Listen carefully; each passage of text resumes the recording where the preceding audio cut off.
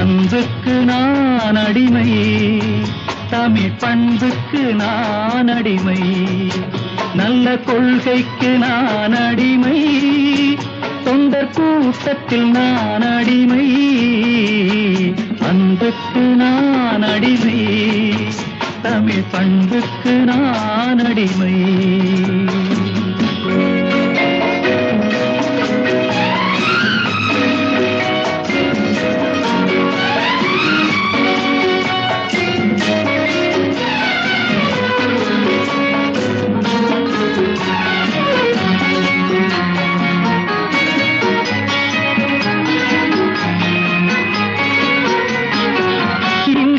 இங்கே பொங்கி வழியும் முகங்கள் நான் பார்க்கிறேன்,